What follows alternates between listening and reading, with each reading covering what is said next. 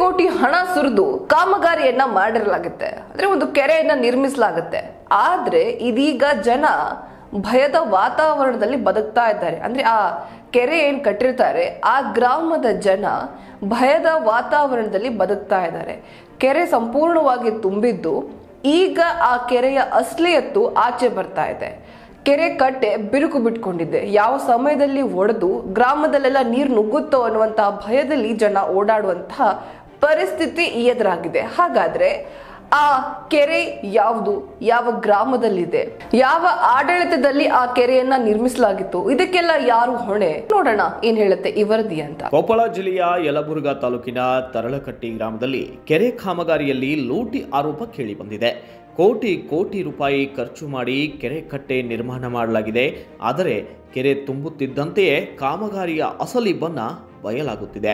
ಸದ್ಯ ಕೆರೆ ಕಟ್ಟೆ ಬಿರುಕು ಬಿಟ್ಟಿದ್ದು ಗ್ರಾಮಸ್ಥರು ಆತಂಕಕ್ಕೆ ಒಳಗಾಗಿದ್ದಾರೆ. ವರ್ಷದ ಹಿಂದಷ್ಟೇ 1,90,00,000 ರೂಪಾಯಿ ವೆಚ್ಚದಲ್ಲಿ ಕೆರೆ ಕಟ್ಟೆ ನಿರ್ಮಾಣ ಮಾಡಲಾಗಿತ್ತು. ಸಣ್ಣ ನೀರಾವರಿ ಇಲಾಖೆಯಿಂದ ಕೆರೆ ಕಟ್ಟೆ ನಿರ್ಮಾಣ ಮಾಡಲಾಗಿತ್ತು. ಕಳಪೆ ಕಾಮಗಾರಿಯಿಂದಾಗಿ ಕೆರೆ ದಂಡೆ ಒಡೆದು ಹೋಗುವ ಸ್ಥಿತಿಯಲ್ಲಿದೆ. ಕೆರೆ ಕಟ್ಟೆಯ ಹಲವೆಡೆ ಬಿರುಕು ಕಾಣಿಸಿದ್ದು ನೀರು ಸೋರಿ ಹೋಗುತ್ತಿದೆ. ಇದೀಗ ಸರಿಯಾಗಿ ಕಾಮಗಾರಿ ಮಾಡದೆ ಹಣ ನುಂಗಿ ಹಾಕಿರೋ ಆರೋಪ ಸಣ್ಣ ನೀರಾವರಿ ಇಲಾಖೆಯ ಮೇಲೆ ಕೇಳಿ ಬಂದಿದೆ. ತರಳಕಟ್ಟಿ ಗ್ರಾಮದಲ್ಲಿ 110 ಎಕರೆ ವಿಸ್ತೀರ್ಣದಲ್ಲಿ ಕೆರೆ ಇದ್ದು ಪ್ರತಿನಿತ್ಯ ಅಪಾರ ಪ್ರಮಾಣದ ನೀರು ಪೋಲಾಗುತ್ತಿದೆ. ಕೆರೆಗೆ ನೀರು ತುಂಬಿಸುವ ಯೋಜನೆಯಲ್ಲಿ ಇದೀಗ ನೀರು ತುಂಬಿಸಲಾಗುತ್ತಿದೆ. ಆಲಮಟ್ಟಿ ಜಲಾಶಯದಿಂದ ನೀರು ತುಂಬಿಸಲಾಗುತ್ತಿದೆ.